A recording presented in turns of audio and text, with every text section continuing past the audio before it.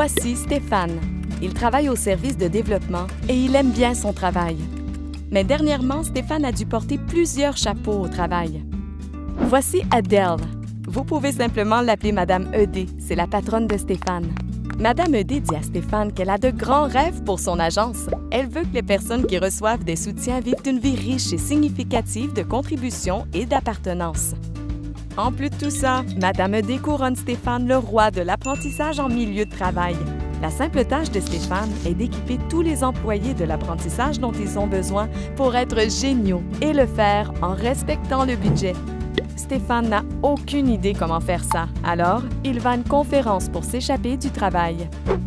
Voici Lorena. Elle travaille également au service de développement, mais elle ne porte pas tout le stress que Stéphane doit porter. Lors d'une pause à la conférence, Stéphane rencontre Lorena et lui explique comment il est submergé de travail et se plaint de sa nouvelle affectation d'apprentissage en milieu de travail sur le dessus de tous les autres chapeaux qu'il porte. Cela est trop familier pour Lorena. Elle montre à Stéphane son nouveau manuel d'apprentissage en milieu de travail et les résumés de sujets. Lorena souligne que chaque plan inclut des références aux compétences clés. Stéphane est sceptique.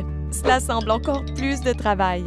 Lorena a pensé la même chose la première fois qu'elle en a entendu parler. Elle explique 3 façons dont elle a utilisé le manuel d'apprentissage en milieu de travail et comment elle a ainsi sauvé du temps. D'abord, elle a utilisé les résumés de sujets pour examiner et améliorer les cours déjà offerts par son agence.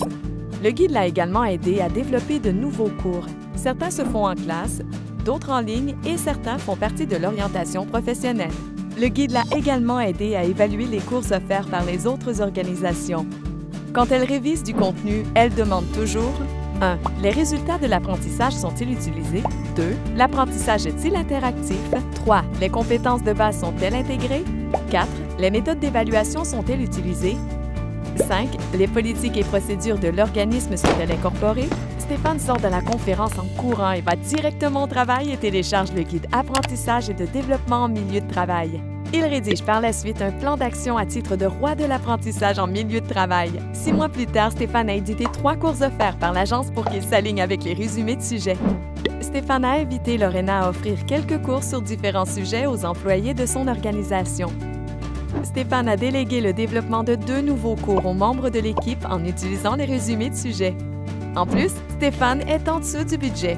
Madame ED est impressionnée. Aujourd'hui, Stéphane parle à tout le monde dans son domaine du nouveau manuel d'apprentissage en milieu de travail. Ça vous économise du temps, pas besoin de rechercher des sujets et ça améliore la qualité en utilisant le contenu et les ressources du manuel. Vous pouvez également collaborer entre les agences en sachant que les résumés de sujets assurent la cohérence. En résumé, il s'agit de promouvoir l'excellence dans la fourniture de supports de qualité. Pour commencer à utiliser le guide d'apprentissage et de développement en milieu de travail, visitez ontariodevelopmentalservices.ca. La stratégie de ressources humaines pour les services aux personnes ayant une déficience intellectuelle est un partenariat entre le ministère des Services sociaux de l'Ontario et le Réseau provincial des services de développement.